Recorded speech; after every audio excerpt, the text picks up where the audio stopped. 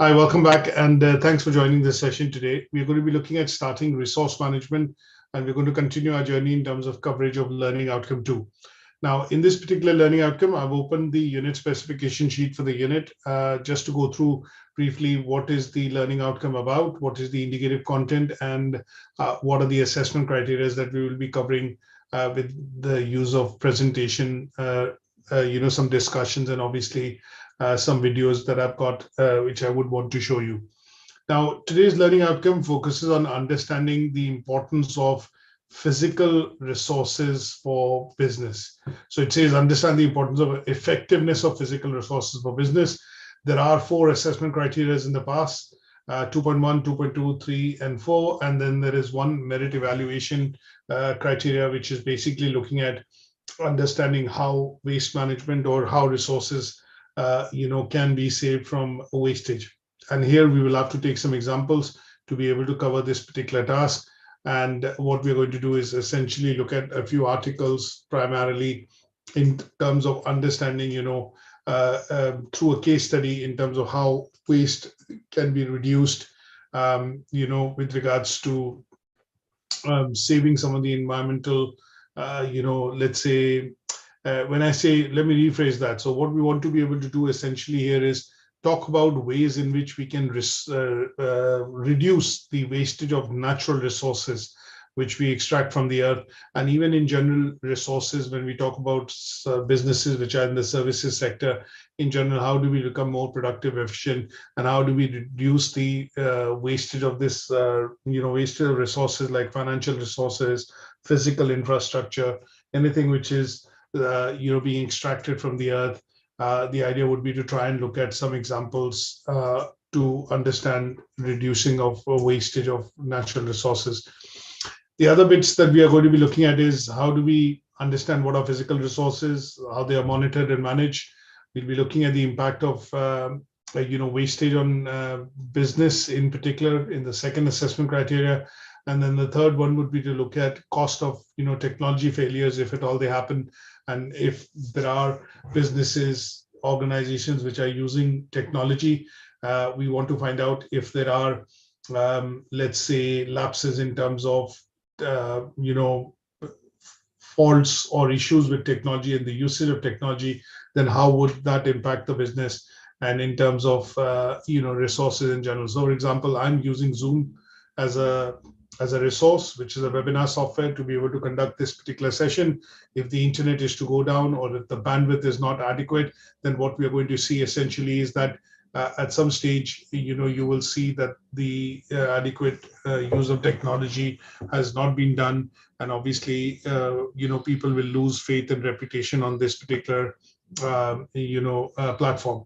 And then towards the end, we'll be looking at assessing a business case for the use of ethical and sustainable resources. So here we have to take up an organization, and the idea with there and thereabouts would be to try and understand what is ethical uses of natural resources, and how does a business look at sustainability in the long term when we talk about resources in general. So here we will be discussing linear versus circular economy, a concept that I will introduce just slightly before, and then we will take it in terms of understanding with an example or an organization like Primark or Marks and Spencer in terms of how they are looking at essentially developing plans to be able to become more ethical in terms of production of material that they do, and obviously in the case of sustainable to bring the goods and services to its customers in a more sustainable way,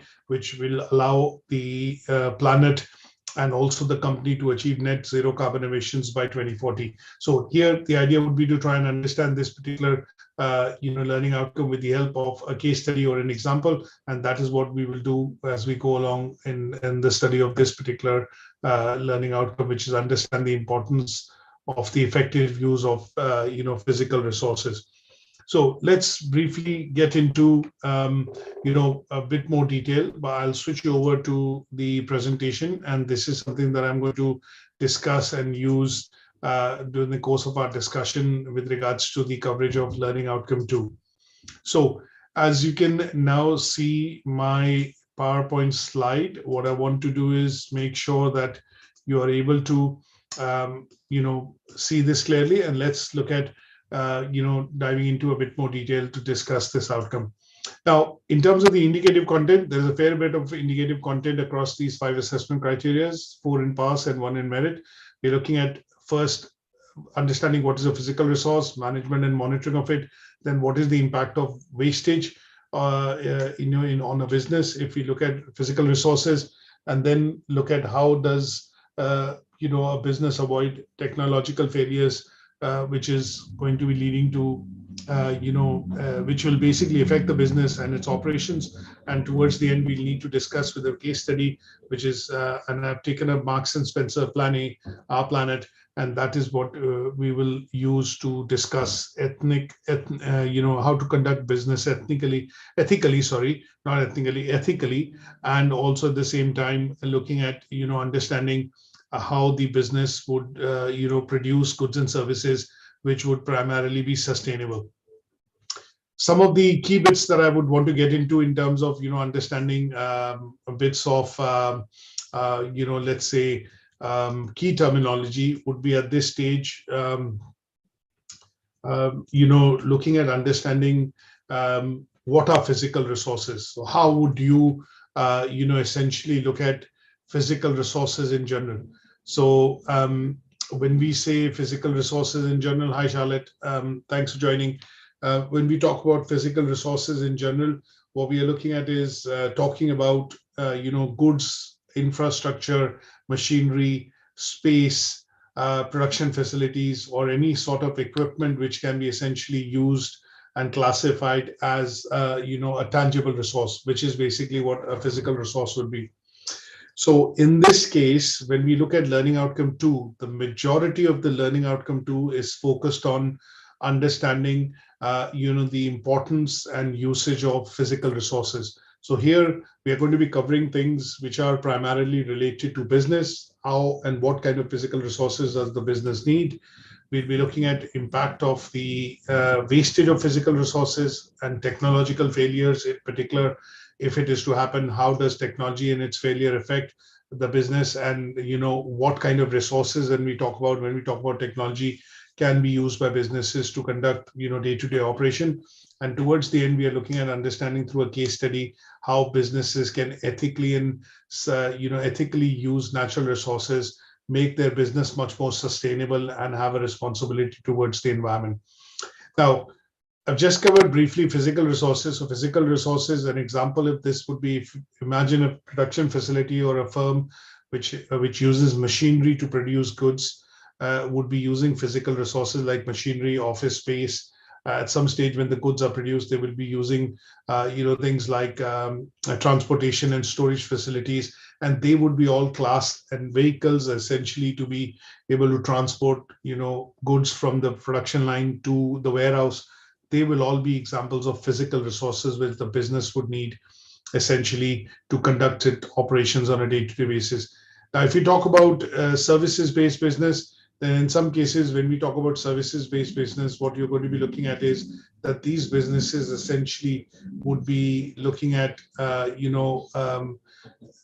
facilities which they use. Say, for example, if you talk about a call center, the call center is based in a building, is in an office. They use telephone infrastructure like photocopier, desks and chairs, and they are going to be termed as physical resources which the business would use.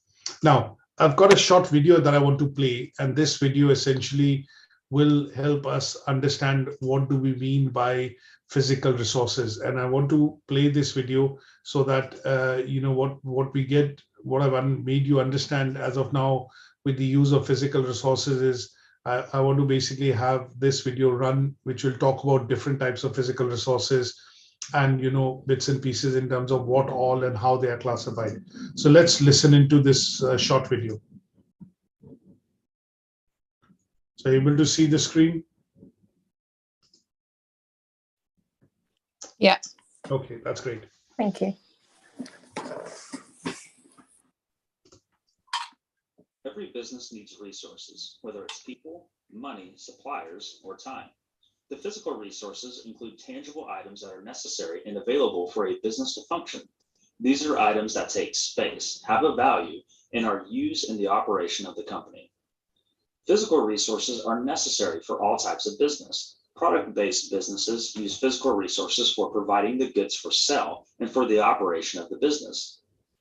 Service-based businesses use physical resources to facilitate the delivery of the service, such as having a space to work, tools that are needed for the service, and resources used to support the service. Let's imagine you own a dry cleaning business. The company offers in-house same-day service. As a result, you must have washers, dryers, steamers, irons, tables, and racks to hold the clothes. These items represent the physical resources of your business.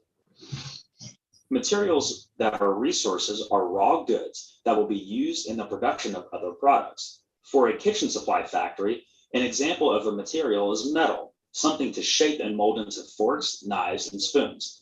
The cutlery is then a product that is sold in retail stores. The materials are not used for the operation of the business, but are a good that will be transformed and sold as a new product. For our example of the dry cleaning business, you do not sell products, only your dry cleaning services. Therefore, you have few, if any, materials. The physical building you work in is a part of the physical resources of a company. Whether the space is owned or rented, it is used for the purpose of operating your business. By having this space available, you are able to complete your work. There are some occasions when the building and facilities are the revenue generators of the business. For instance, if you own a conference center and rent space for events and meetings, the building and facility is a physical resource that also earns income. A dry cleaning company includes a parking lot and a building where the equipment is housed for the purpose of cleaning clothes. The building is a resource where the business is operated. Machinery can be an extremely costly expense for most companies. Depending on the type of business, machinery can be a sizable resource. A manufacturing or production company will require substantial types of machinery. Have you ever seen the inside of a bread factory or the like? Huge machines interlinked and taking up an enormous amount of space. On the other hand, an online business that offers education and information does not need much equipment beyond computer hardware and basic office machines like photocopiers, phones, etc. Your dry cleaning business requires an ample amount of machinery, including washers, dryers, and steamers. Without machinery, your business will be virtually impossible to operate. Most businesses also require supplies for various aspects of their production. Even if a company provides a service, there are likely some form of supply materials that are needed. For instance, if you own a full-service car wash, your services require soap, clothes, and towels. These materials are needed for the fulfillment of the service, but are not sold as a standalone product. Returning to the dry cleaning business, you have many supplies available for your work. Not only do you have laundry detergent and starch, you also have hangers and bags to wrap the clothes in. These materials are some of the physical resources you have available for your work. Energy is also used as a resource for both fueling operations, or it could be a product that is delivered, such as propane or electricity. It is a necessary resource to conduct all aspects of business. You couldn't run your dry cleaning business without electricity to run the machines, light the building, and power your phones, cash registers, and computers. So as you can see, what this video explains, I'll not go into the details, but obviously this video explains in terms of what could be the natural resources, physical resources, which a business would essentially use, for its day-to-day operations and working. Now, from our point of view, what we want to be able to do in this particular learning outcome is understand how these are used.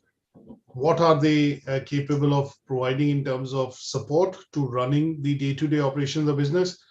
If they are not utilized properly, then it leads to a bit of wastage, and the wastage essentially ends up costing the business money, financial risk, because at some stage, all these resources are related to financial and have a financial implication. So what we want to be able to do is look at a scenario wherein we understand what could be termed as these, what could be classified as the physical resources, how they can be used, monitored, and managed in an effective way so that it helps run business activities on a day-to-day basis. And if business is able to run its activities on a day-to-day basis, then it allows the business to make profits, sell its goods and services, and in return brings money, or essentially ends up helping the business make profit. Now, with this bit of broad understanding, let's look at diving into some of the assessment criteria, and then as we go along, we'll cover more bits of indicative content which is given for learning outcome 2. The first assessment criteria talks about how do we evaluate the use of physical resources. So the bit here is how do we monitor them and how do we manage them.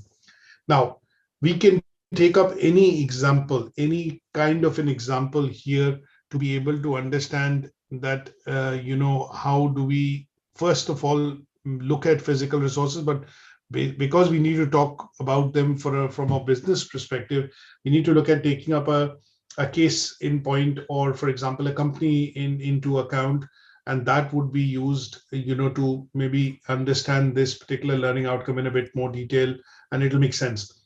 So from my point of view, and for the purposes of covering this outcome, what I've looked at is I've looked at a bank, which could be a national bank or a bank of a particular, a central bank of a particular country.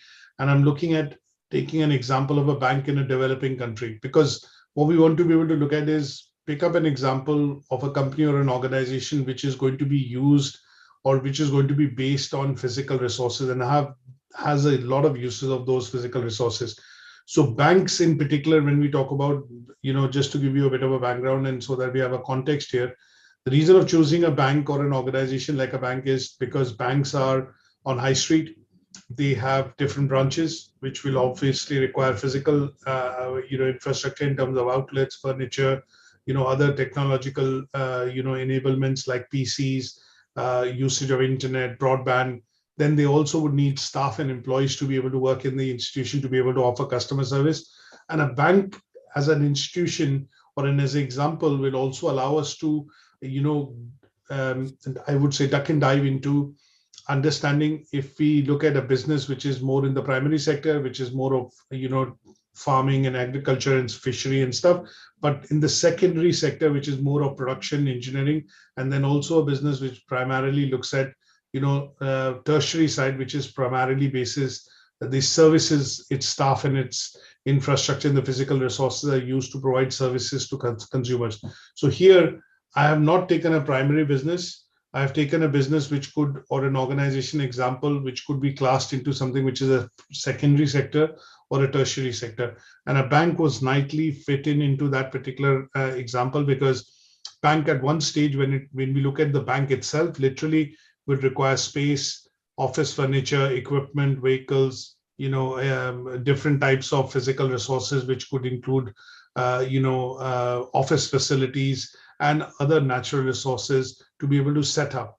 And then when we look at the kind of goods and services it produces, it will primarily be looking at providing services to customers who come into the bank for various reasons, for doing various operations or various, functions. And they would be part and parcel of what could be translated into as tertiary sector, because a bank is providing services to consumers for the purposes of being able to deal and manage or essentially use money.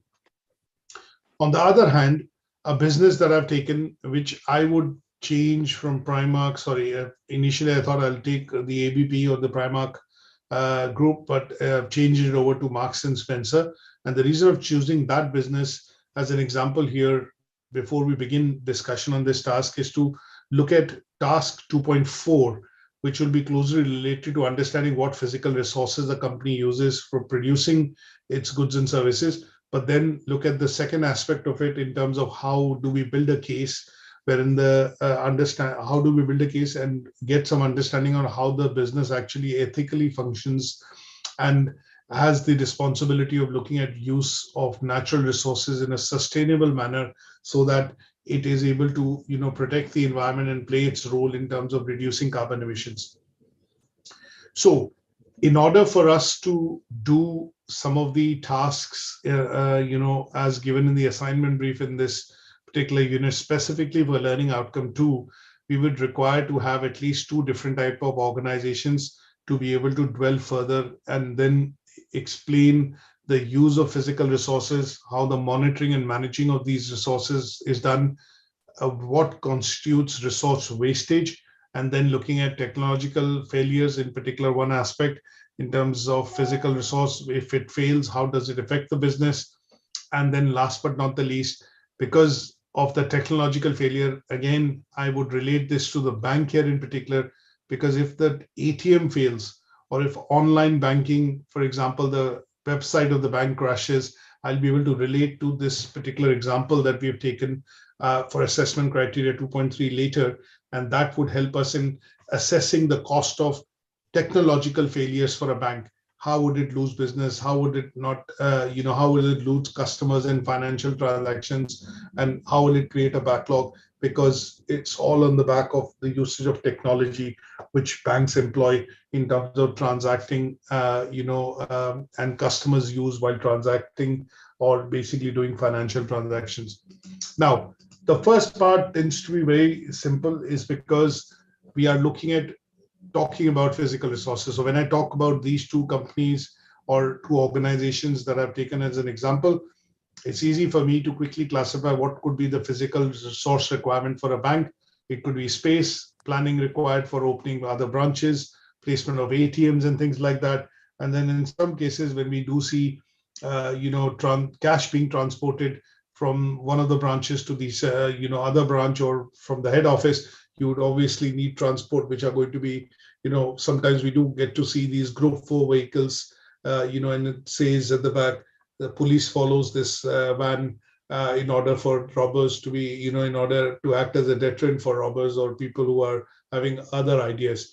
So if we look at physical resources, we can go into a lot of detail, but just very briefly here, when we look at visualizing a bank as an organization, and it's not difficult to visualize if you try and do that by saying that, okay, if I bank with Barclays Bank and I look at going to the central Boston Street branch in the city center, the branch has different types of physical resources. It's a setup which requires office space.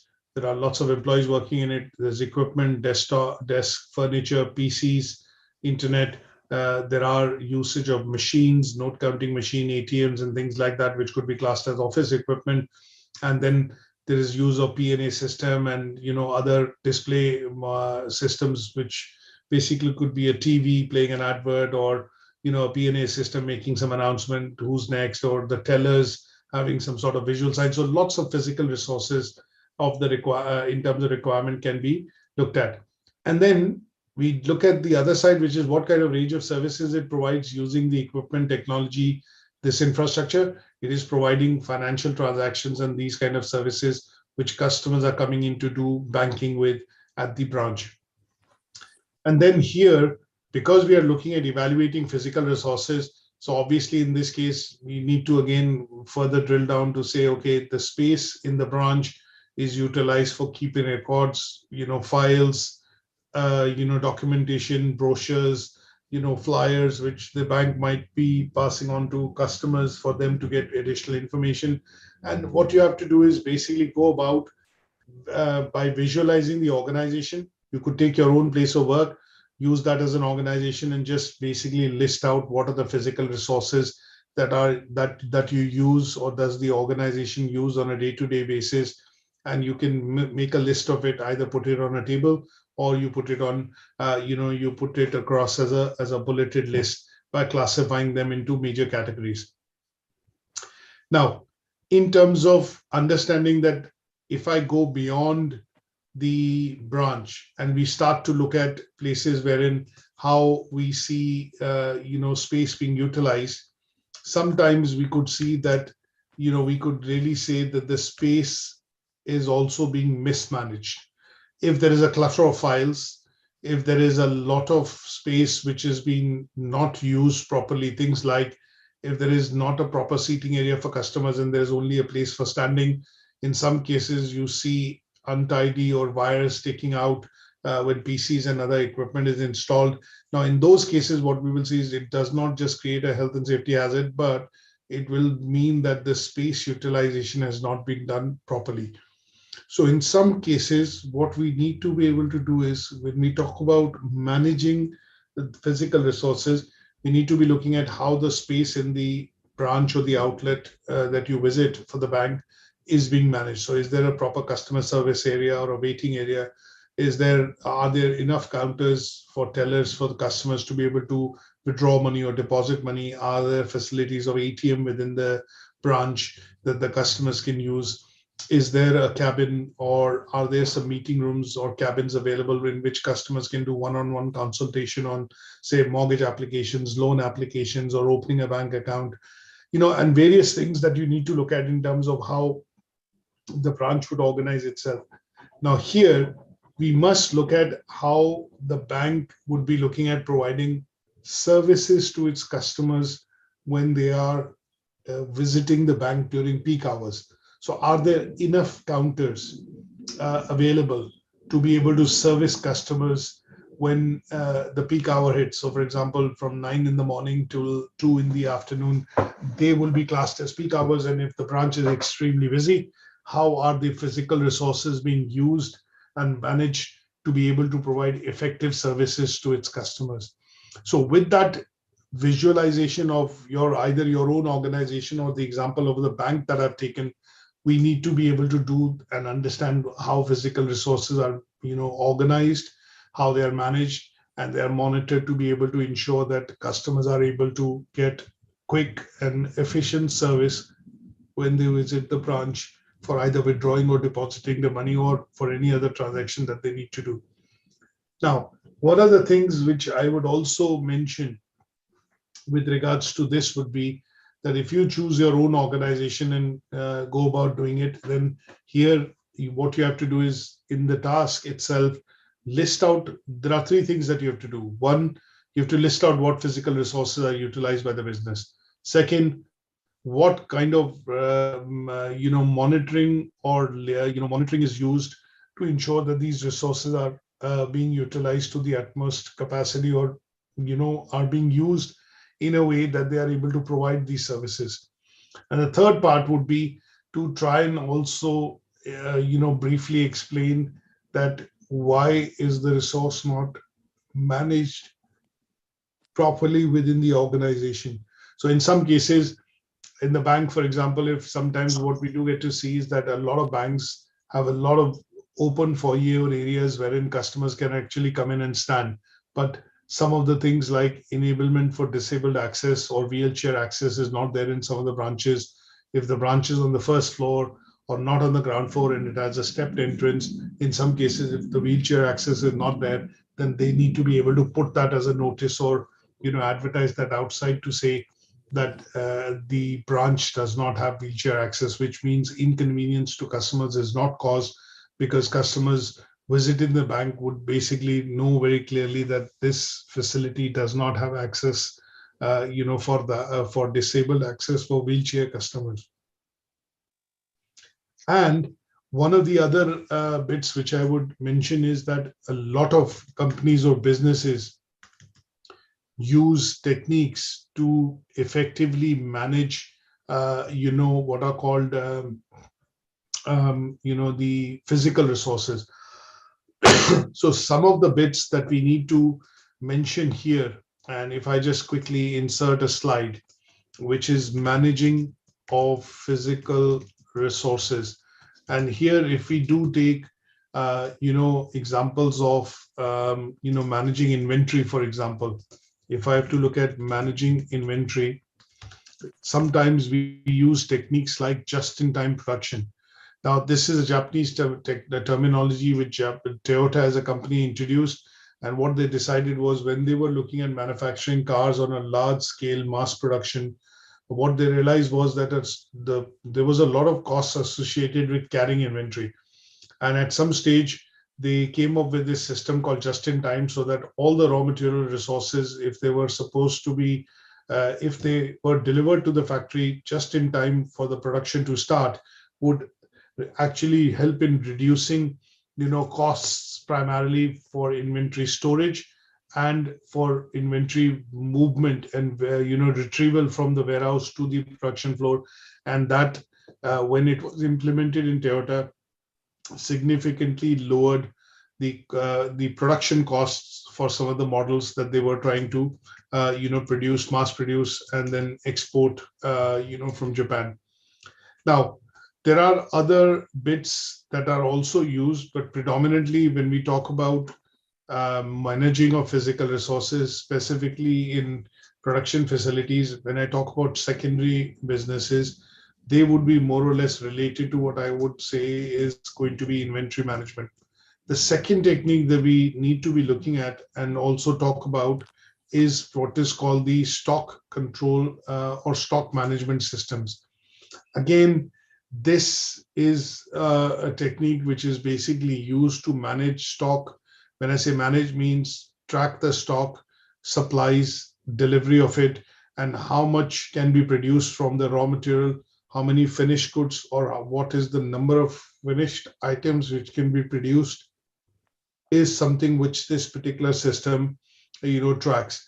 Now, there are lots of different ways in which this can be done. There are softwares available nowadays which will help you do the planning of physical resources, and these softwares could be enterprise resource planning softwares or ERP.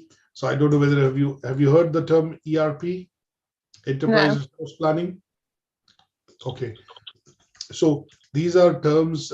These are very let's say high profile softwares which are produced by companies like Oracle, or there are 3-4 different companies which basically globally produce softwares, and they are basically utilized by large businesses in order to manage and interconnect all their processes. So that means processing department and the activities that happen in there, or production department, engineering department, administration, sales, HRM, they can all speak to each other. So this is a very large integrated piece of software which allows the whole company or the organization to have a single dashboard. But obviously it involves the use of setting it up by training staff and personnel to be able to understand. And there are different modules in this software. So you have accounting, you have procurement, purchase, marketing,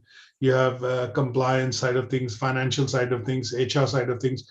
And depending on the size of the organization, they can employ or deploy this particular software, and that would allow them to essentially have a single view of the whole processes, or all the processes which are happening within the organization on one dashboard. Now, the stock control system is generally used primarily within organizations to look at getting control over the aspects of stocks, supplies, and inventory, and how is it related to, or other processes within the organization. Now, when we look at these, this is where the company other related processes in the organization. So when we look at monitoring and managing of physical resources, these are some of the bits that we are going to be focused on to understand how inventory can be managed, how stocks can be managed, what is the best utilization of it in order to reduce warehousing costs, storage costs, transportation costs. And in some cases, if the inventory is perishable, then some companies and organizations also lose a lot of money if the inventory perishes. That means sometimes, if I give you an example of, if you go to any retailer like Morrison's, Tesco's, Asda, Sainsbury, whatever it is, you would see that the grocery products or some of these products have an expiry date. Now, if they have a shelf life, and if the company does not utilize them in terms of maximizing the shelf life of the product and sell it within the date it is supposed to be sold, you would generally see a lot of that material then goes to landfill, because the date for best use is gone beyond the date for best use. And in those cases, these products cannot be sold to customers, and that is where the company ends up losing a lot of money. So Tesco or Morrison's or Asda or Sainsbury would be losing a lot of money if, say, for example, fresh veggies, milk and grocery products are not sold on time or in time before the best buy date. Then that would mean they have to basically cannot be recycled or reused. They have to basically send them to landfill, and that is where effective utilization of resources has not happened in some cases, and that leads to cost building. So that is where the stock control systems or systems like ERP, so companies like Asda, Tesco's, Waitrose, Marks and Spencer, they use these kind of systems to be able to manage that. Okay, when the inventory leaves the warehouse, for example, milk and fresh juice is leaving the warehouse, it is got a shelf life of say 7 to 10 days. It needs to be transported to these stores on time so that they are given the maximum amount of time to be able to sell them to onwards to the customers. If by the 7th day it is not sold, then obviously that cannot be sold to the customer and it ends up being in the landfill.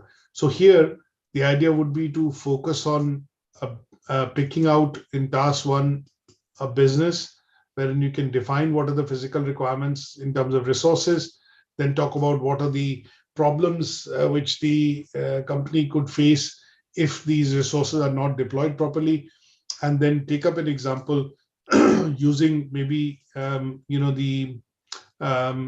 the organization does use just-in-time stock control systems, or for example different suppliers, then maybe stitch in that example towards the end to show how the managing of these resources is done within the organization.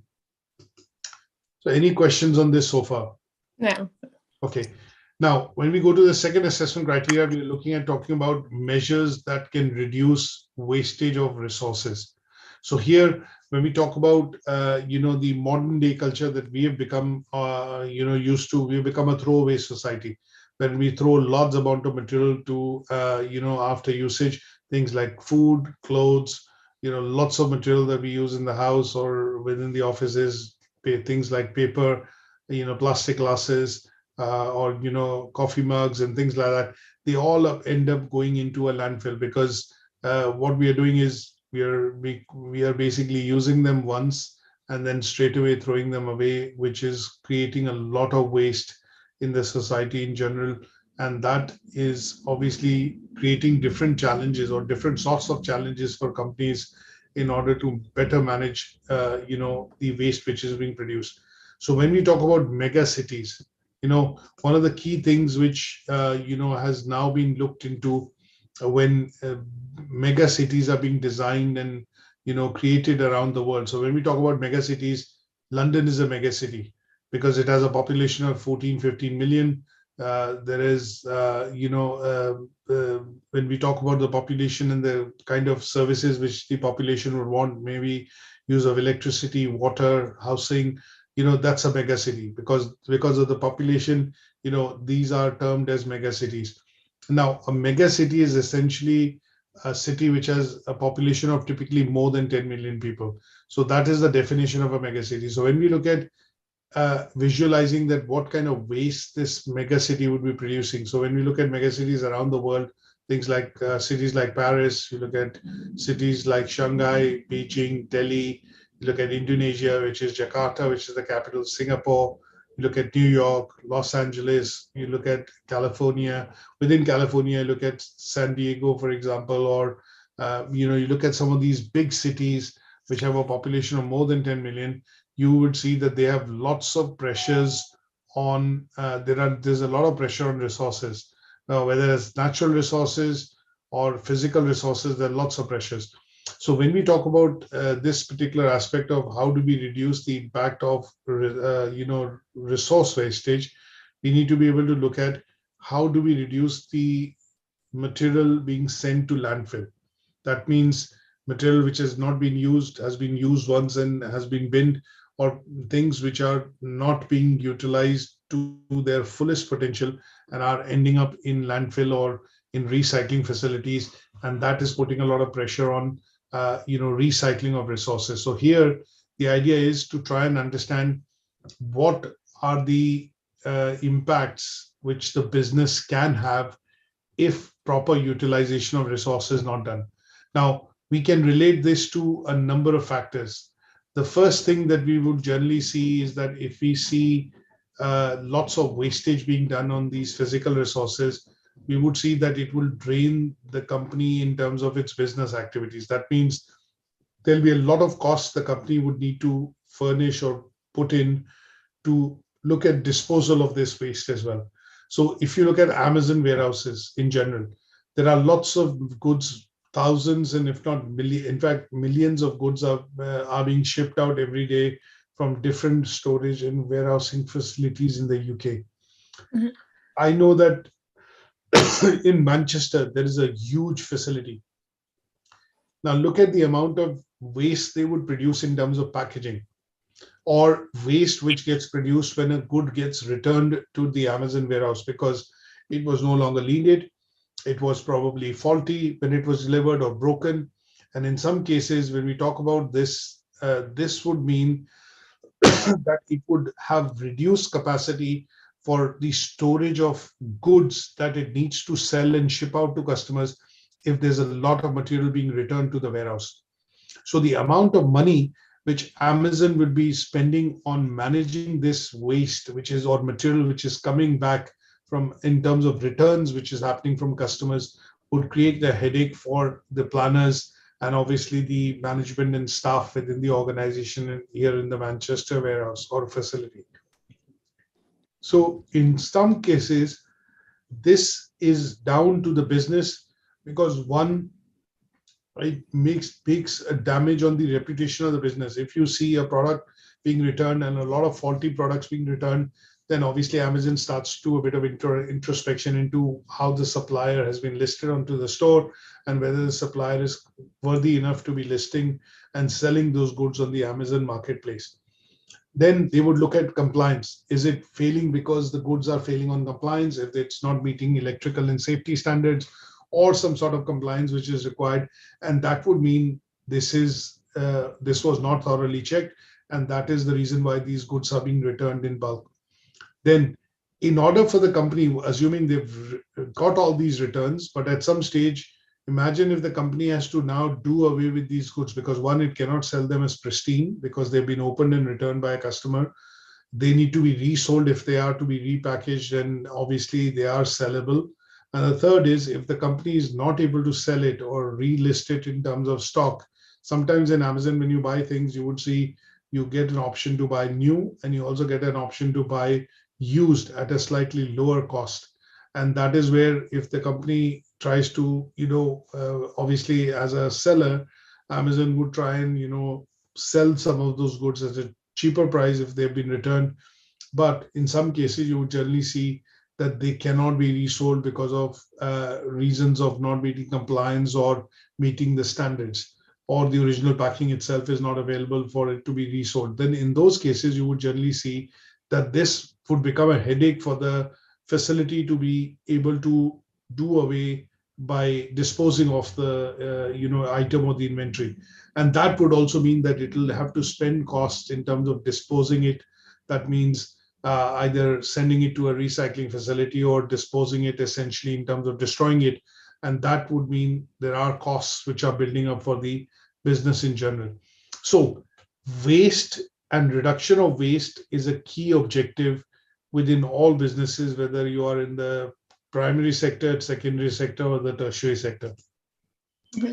Now, if I relate this specifically to financial cost, one of the reasons why I would relate this to financial cost is that at some stage, anything which is being sent to landfill or is being sent to a recycling facility, what we're going to see here is that this is going to have some sort of a financial implication for the company.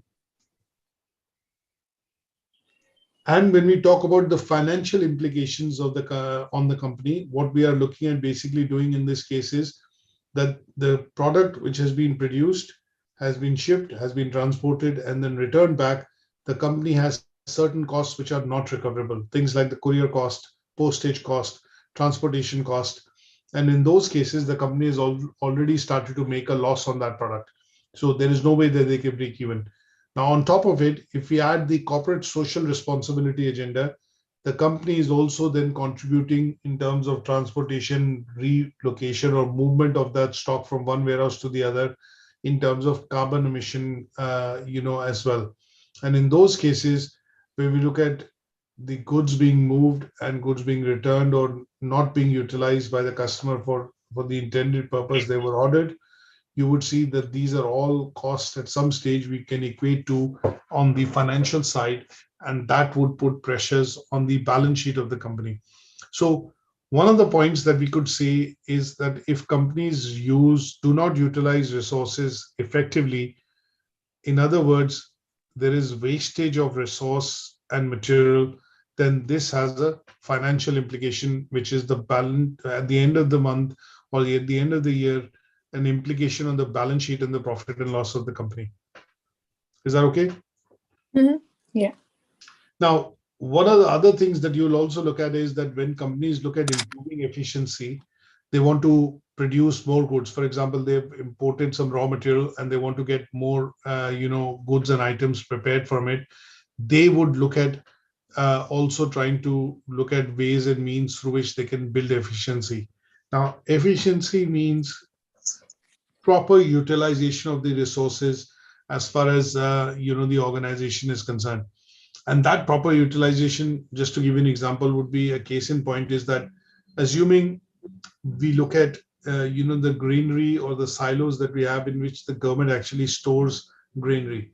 And I've taken this example particularly because in the news in the last couple of days we have seen that Ukraine, obviously because of the invasion of Ukraine by Russia, there is a lot of grain which is stuck in Ukraine's granaries and in places wherein they store wheat in particular. And that is creating food shortages around the world, especially in countries like Africa, because Ukraine produces 10% of the global wheat.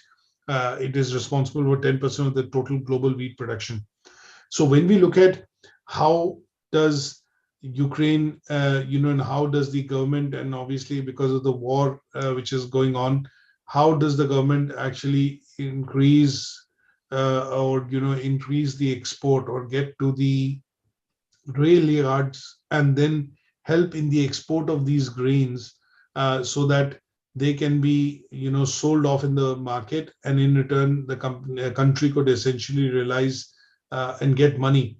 So what we've seen is that when we look at effective utilization of resources here, the government is focused in Ukraine in terms of making sure that if the old crop which is in rail yards and the granary and the silos is not exported on time, in time, there will not be much time left for the new crop to come in and get stored for the purposes of export. So here, space management and also looking at the efficiency at which they can quickly explode, and that is where the president of the country has actually appealed to countries like Poland and France and UK and Germany that they should aid in the movement of this material outside from ports like Odessa and in the Azov Sea.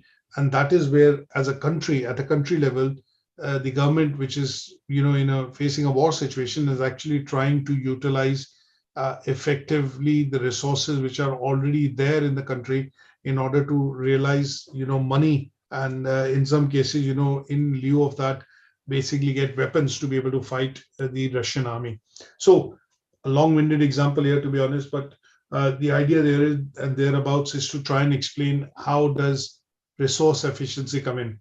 So here, in order for another example that I would give is, sometimes you would see that Amazon, which does a lot of business in the UK, why it has created warehouses in different locations. So it has a warehouse next to the airport. In Gatwick, it has a warehouse next to the Manchester airport. And why do you think companies like Amazon, eBay, some of the other big companies which are basically, dealing in online sales or online e-commerce have their warehouses very close to the airport? Any ideas?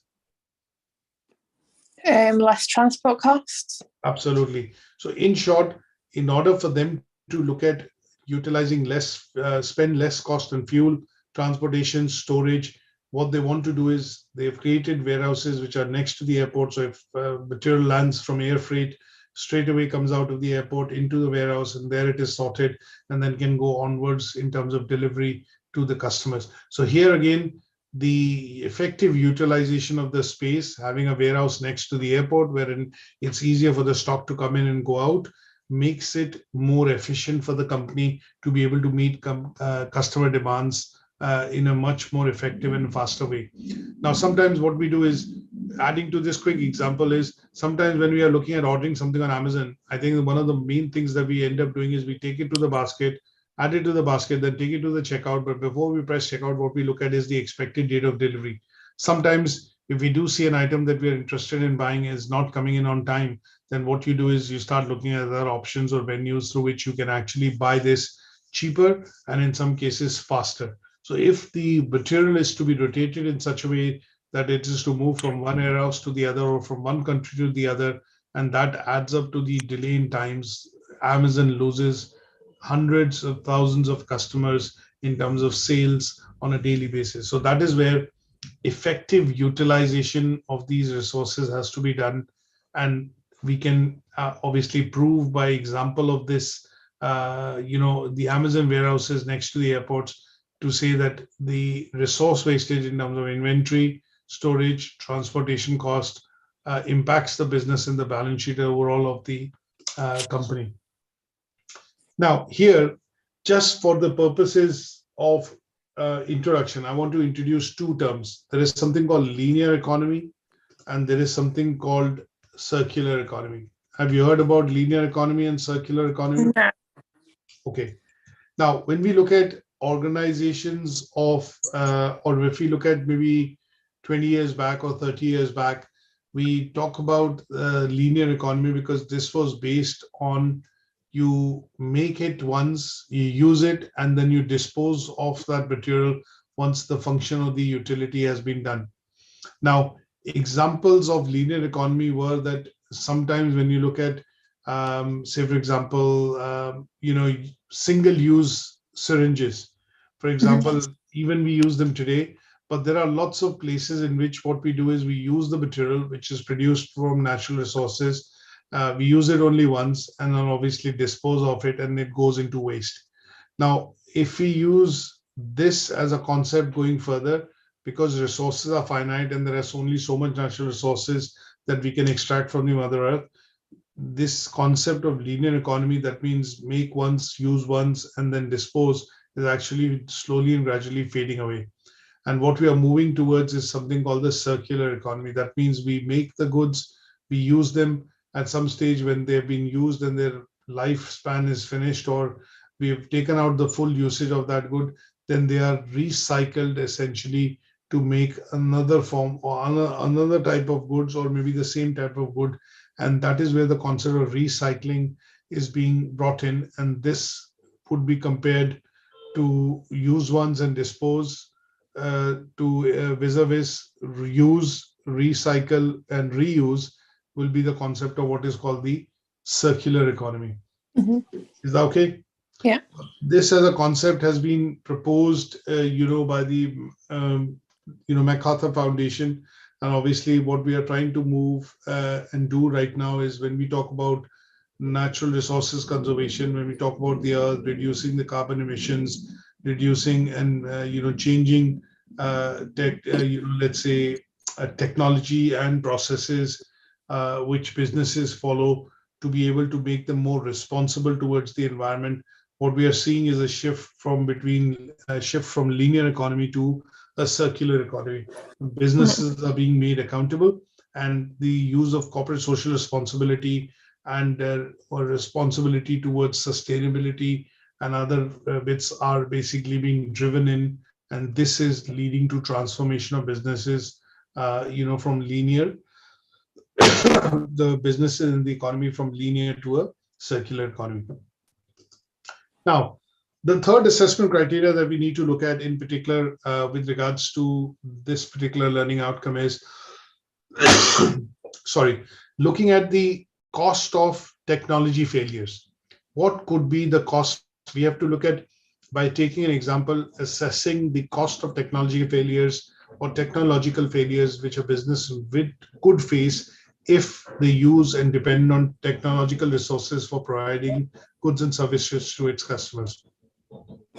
So going back to the initial example of bank and saying that if the website is to fail, or if the ATM is to go down, or if the network of the bank is to go down, how much disaster or what kind of, obviously disruption it will cause to these services provided by the banks can be clearly seen because of this technological failure. It could be a failure because of the internet. It could be a failure because the website has crashed, the server is crashed, and that would create, huge impact for the business in terms of the business the bank does, which is serving customers. Suddenly, if you go into the bank and if the bank system has failed or the banking system has failed, you'll not be able to withdraw money, you'll not be able to know your transactions, you'll not be able to deposit money. None of the transactions in the bank would be possible if the website is to go down, for example, or if the servers of the bank are to basically crash. Mhm. Now, there are costs to this. So sometimes you see a hardware failure, sometimes you see, software failures. And what we generally do get to see is that at some stage, they would be impacting the business in one way or the other. So if there's a software failure, if the website crashes, obviously that would mean the bank would lose its reputation. Customers will not be able to transact. In some cases, this will lead to disruption of services in the banking sector, and that would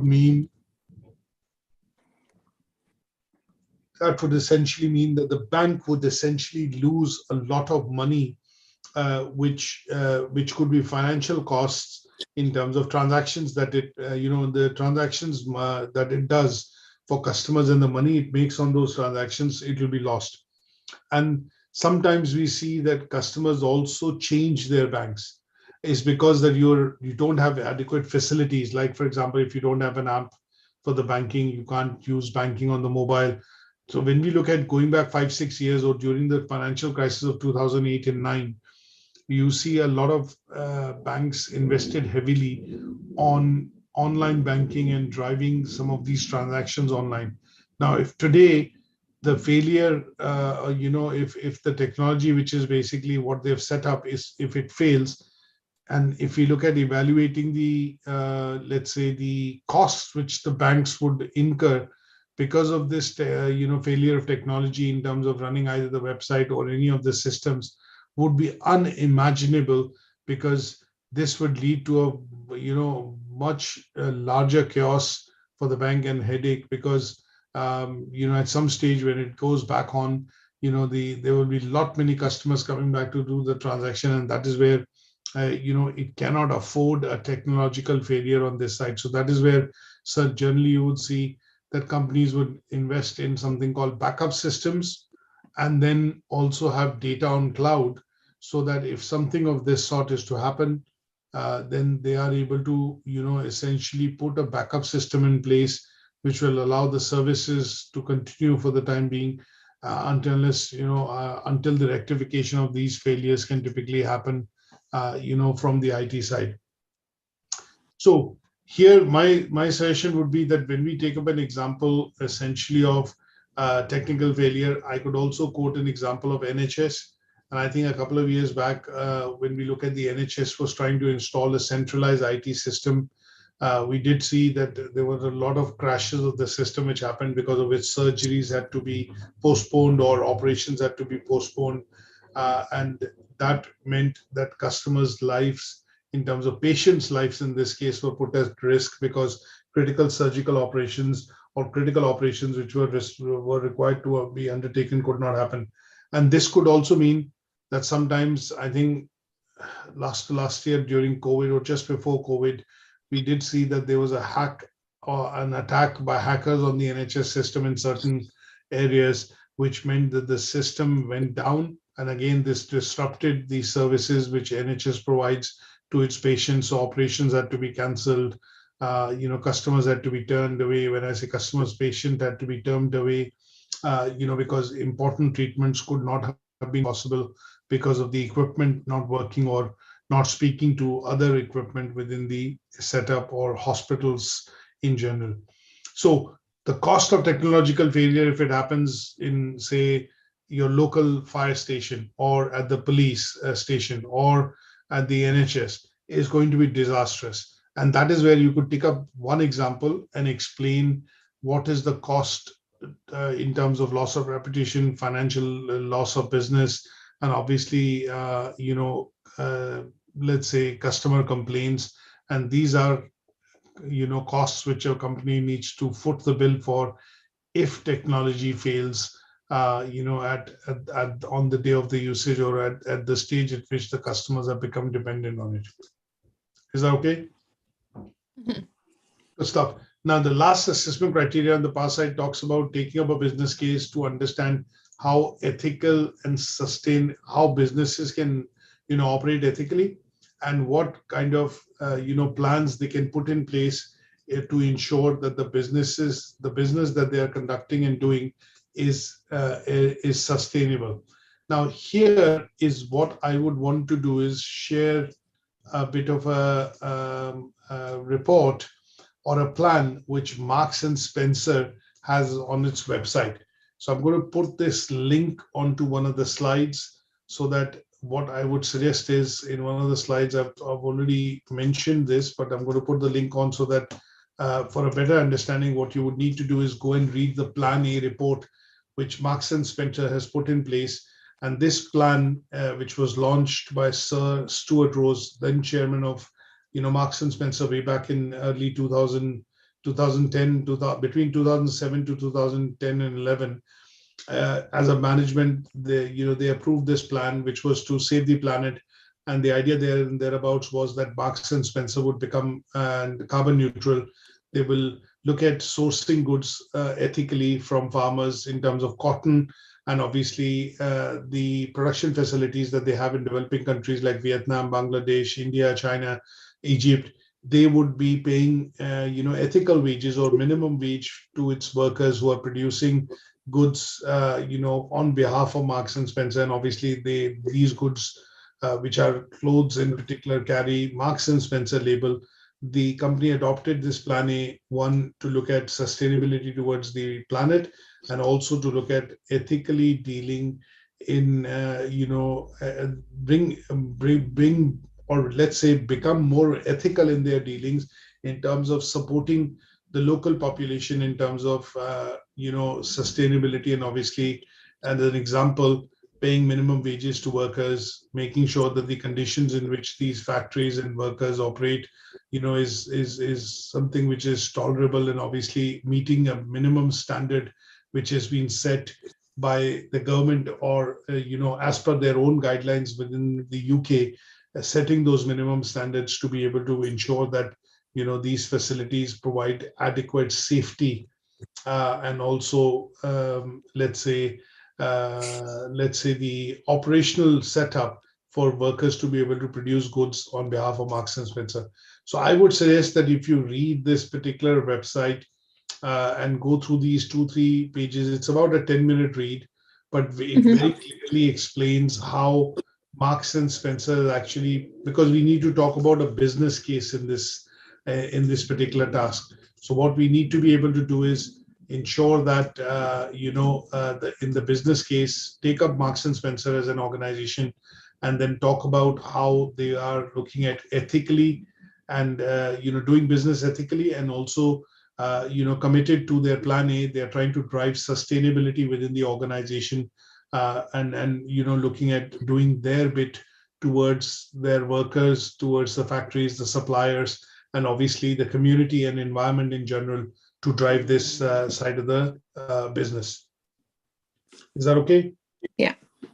Good stuff. Now, in the merit criteria, I haven't put any particular example, because again, it talks about evaluate recent cases of resource management and how resource waste, how waste can be minimized. So here, what I have done is I have a particular report which I want you to be able to read. And this report would then allow you to basically do particular activity, and then obviously go about completing it. So let me just bring that up. And this particular handout is what I'm going to also make sure that is available on Moodle. And when it's available on Moodle, this would allow you to essentially read this particular report and then summarize it as a business case at your end, to show that, okay, how can resource wastage be minimized, and if it is minimized, what kind of a plan can be put in place, and in order to ensure that the plan is working, what kind of strategy. And basically, because it's about evaluation, and you have to look at a recent case of a wastage which has been done, and how has the company or the organization gone about controlling that waste, and that has to be done with an example. So this is a government report from Department of Food and Rural Affairs, obviously slightly old in terms of August 2020, but it describes what we are needing to do in this particular merit task, which is to understand what is resource wastage and how this wastage can be minimized from a point of view of understanding, the perspective on, let's say, when I say is wastage and removing of wastage of resources, natural resources in particular. Now, it's quite a longish report, so some parts of this report are not relevant, but what we want to be able to do is read pages which are going to be primarily related to highlighting what resource wastage is happening first from a government standpoint of view, especially in the case of retail sector. And then once you've identified the wastage of resource which is happening, what we then need to do is go about understanding what is the plan the government has proposed in this case to minimize that wastage of physical resource. So you will need to maybe do away with some of the pages wherein it is based on, because it's a report and it's being compiled, you need to do away with assumptions, the basis of the report, and then get into the findings of it, which is where, you will get the bits that we need to cover in this task, that why is resource wastage important. So, and that once it is controlled and they put a strategy in place, how is it gone about, leading to savings in terms of costs, financial costs in particular, and that is what you need to be able to put out. Now, this is one such example. You could also do something in the aspect of within your organization. You could also look at talking about how you could maybe take a simple example of, a business case of how resources, sometimes in companies are mismanaged, and keeping in mind that they are mismanaged, that leads to, let's say, financial implications of costs. And because of those costs, what we do get to see is the company has to put mitigation plans into place to reduce those costs by reducing the material which is going to waste. A simple example, when I say a simple example that I would give is, when you look at quality side and the monitoring which the organized quality department does in the production facilities, is they want to reduce defects per million. So if they are able to remove defects in the production process and bring it down to 6 parts per million or 5 parts per million, depending on the product that we are talking about, this allows the company to achieve maybe a jump in 20% or 30% in terms of profitability, because the number of products being produced is vast. And what the company is doing is, it will maybe produce defective products, but they are going to be 6 parts, or 6 in a million or 7 in a million, which is acceptable. But when you look at high value products like cars, or you look at high value products like a company which is producing or constructing houses, they can't afford to have a defect at all, because if the defect happens, you have mass recalls of the car or the equipment being done, which will rack up lots and lots of costs for customers, in terms of not just financial costs, but in terms of litigation and court costs as well, because it puts lives at risk. So you could be looking at taking an example which could be related to examples of how companies manage waste, and one, how do they reduce waste, and second, if the waste is being produced, how they manage waste and keep it to the bare minimum, which means that they are not spending too much cost on in terms of waste reduction techniques or waste recycling techniques, which means that the company is conducting operations sustainably and also ethically to reduce waste which goes into the natural environment. Is that okay? Yeah. So what I'm going to do is I'm going to try and maybe provide a case study, which is case study examples or case study of, how resource wastage can be minimized. And that could be I would say that could be something that you could use. Mhm. And this would be useful from a point of view of, covering the merit task in general. Mhm. Is that okay? Yeah. Okay. And it could be a case in a point that you will have to look at maybe a couple of websites. I can think of companies like Veolia, Veolia, which is a waste management company. We look at BIFA, I think in Manchester, obviously I'm aware of these. So I'm going to try and see if I can put out some links to the, report within the slides, which will help you read a few articles to see how they are looking at reduction of, waste which companies produce. And in general, obviously, how these companies are making profits from the recycling of waste which others produce. And that is what needs to be brought out for the learning outcome merit criteria of this learning outcome too. Okay. Okay. Yeah. Good stuff. Any questions on today's session? No, I don't know, nothing. Good stuff. So what I will do is I'll get the copy of this presentation up onto the Moodle and the presentation recording to you maybe in the next couple of minutes as it becomes available. Okay, And then brilliant. next week. So you have a session with Anjum tomorrow for CRM, Yeah. and we'll continue with that. Yeah. Good stuff. Take care. Thanks for joining, Brilliant. and I'll speak Thank to you. you. Thank you. Bye. Thanks. Bye.